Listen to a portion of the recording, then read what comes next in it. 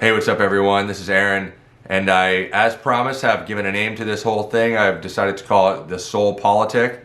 It's a name I've had rolling around in my head for some time. I will explain the origin of that story later. For right now, I'm going to keep this one short because it's late at night. It's after 11 o'clock. I decided to blow everything off today and take my family out for a day of fun, wondering how much longer I would have that freedom here in Los Angeles, California. So we got in the car and we drove to about an hour and a half to the snow in Wrightwood, California, right next to a popular ski resort called Mountain High, which is of course closed for what we all know about. And we built little snowmen and threw some snowballs at each other and took some nice pictures and generally had a nice time and forgot about everything for a couple hours there. But here I am back. And I'm doing this vlog real quick just to update you with some really interesting stuff here on March 18th, 2020.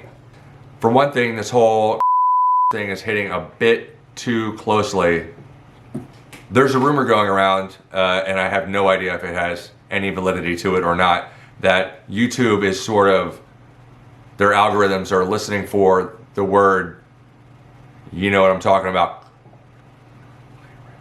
And if you say it, supposedly, they will push your videos to the bottom of the heap, probably trying to prevent people from freaking out worse than they already are. And that's fine, but the reality is this is something we're all living with, and that's just stupid. People want comfort, people want to be able to communicate with others, empathize with others, which is sort of the point of this whole vlog that I'm doing. So I'm not gonna say it by name, we'll just call it the flu. I'll use the flu in quotation marks, and that'll be, in case that rumor has any truth to it, I don't want to be a victim of it. So, moving on. This whole sorry, let me start over. And so this flu is hitting a little too close to home right now. I will not say for certain someone in my family has it. I can say that someone in my family might have it, and was in close proximity to some other people that definitely did have it and who have now perished. In South Florida, there was a story yesterday about an old folks home in Fort Lauderdale, Florida, my hometown, where some elderly people had contracted the flu and now had, at least one of them was confirmed passed away because of that, and the other two, last I heard, they suspected it, but it wasn't official. Maybe that has changed. I don't know. I didn't look. But anyway, my grandmother, my 96-year-old grandmother, was in that same place, and I was telling my dad several days prior, please get her out of there, not because I knew about that thing, but because that's a hotspot for it apparently, based on what we know from other countries. And so he went there to get her out literally the day that they sort of became aware of their whole thing.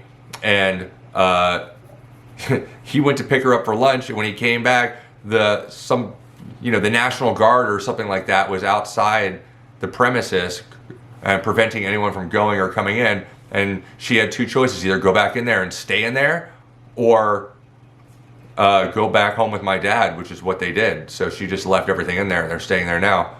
So he called to see if he could get a test, saying, well, I was in the proximity, there's a good, according to everything we've been told, my father and my grandmother seem like the perfect people who should be prioritized to get a test.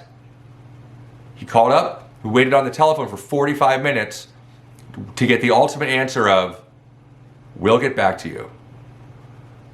We'll get fucking back to you. Okay, how many days ago was it now that Trump said people would be able to get tests if they needed them?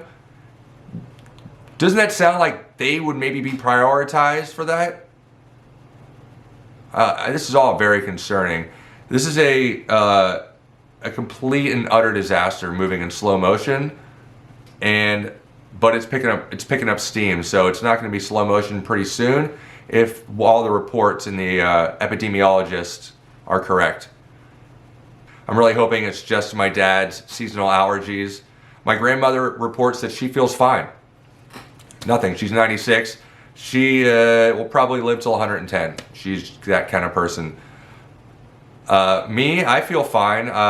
My family and I don't seem to have any symptoms thus far. We don't know of anyone who's caught it. So, according to what the experts are saying, there's a good chance half of us are going to come in contact with this thing at some point in the next year. And I just want to avoid it as long as possible. Maybe I'm healthy enough to survive it. I would like to think so. And everyone in my family is, I suppose, relatively low risk factor. But nonetheless, I don't want to catch it. I don't want to have anything to do with it. I would like to be that half that doesn't catch it. So I'll keep you updated on that one as well. I really don't want to change this whole vlog into I'm now officially under, military quarantine because I'm one of the sick ones. I would like to not have that be it. I'm allowed to leave my house right now, and I would like to keep it that way. So I think I'm going to end it right there, you guys. There's a lot more ideas I want to get into, but I just wanted to share that personal story with you and tell you the tests aren't out there, at least in Florida, Fort Lauderdale, Florida. People that should definitely be tested or they're being told, we'll get back to you. So pray for my family, pray for my dad and my grandma, and for everyone. I'm praying for all you guys, and I will see you tomorrow, hopefully, for my next one. Peace.